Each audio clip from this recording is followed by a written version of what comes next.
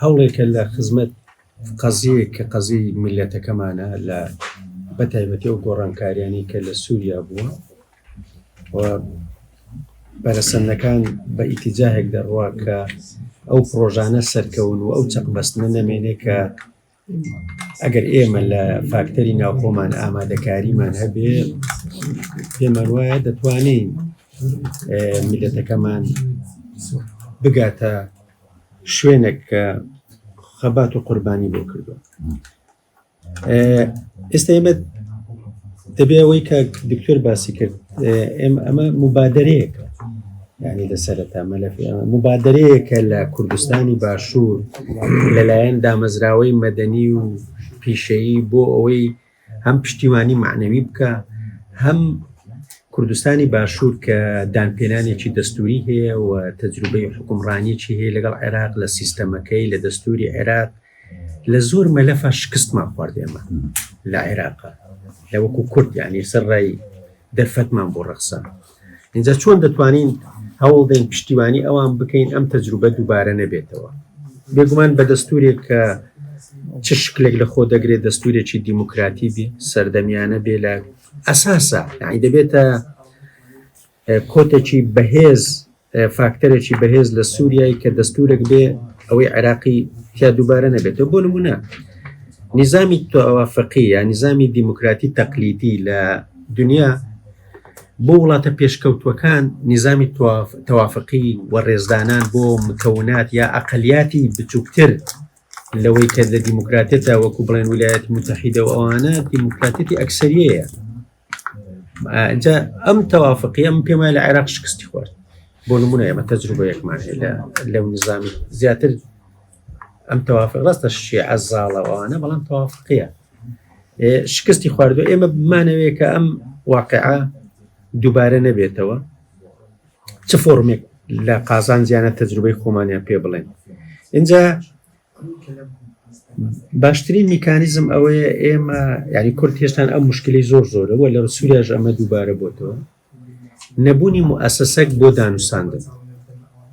یعنی حزب مشکلی یەکگوتاری دروست نابێ، خیتابێکی هاوبەشی نابێ، شاندی هاوبەشی نابێ. تا ئێستا نەتواندراوە لە ئێرەش با ئێمە ئەو دەست پێشکەریان بۆ بکەین.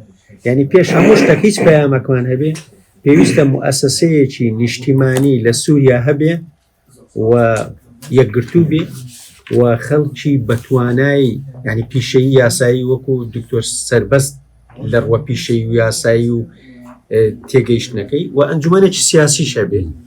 ئەمە خزمەتێکی گەورە دەکات چکە کورد بە یەک وەفت و پێکینان و پشتیوانی دەی ئەمڕۆ بە سبەی ناتوانی مافەکانی خۆی بەدی بێنێ لەوێ. سەرەڕای تێگەیشتن لە واقعی سووریا، یعنی کورد لە کوردستانی باشووریش لە ڕۆژاواش دیفاکتۆی هەیە، ینی کاتێ نیزامەکان دەڕۆخێن دیفاکتۆیەکی هەیە، یعنی تەجروبەیەکی هەیە. ئێمە چۆن پشتیوانی پاراستنی ئەو تەجروبەیە دەکەین، چۆن دەتوانین ئەم تەجروبەیە بکەینە ئەمری واقعێک بە فۆرمێک لە سووریا کە خزمەتی قەزی میلەتەکە دەکات.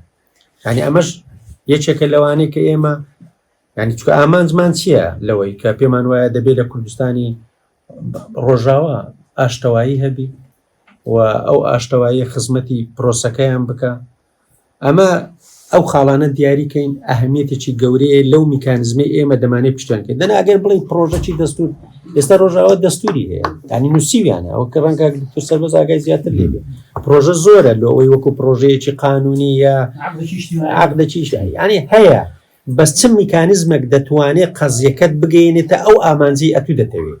ینی ئەم ینی میکانیزمەکە چێ ئێمە ئەزمموی خۆمان ئەزمموی عێراق وەکو بەشێکی لە نەتەوەی خۆمان پاڵپشتیان بکەین بەو ئاراستەیە، بە ئاراستەی ئەوەی کە چۆن دەتوانن ئەم تەجروبەیە سوود لە ئیجابیەتەکان وەگرن و ئەم تەجروبەی مە دووبارە نەکەنەوە کە کورد ئێستا لە غەرغەرەی شکستایە.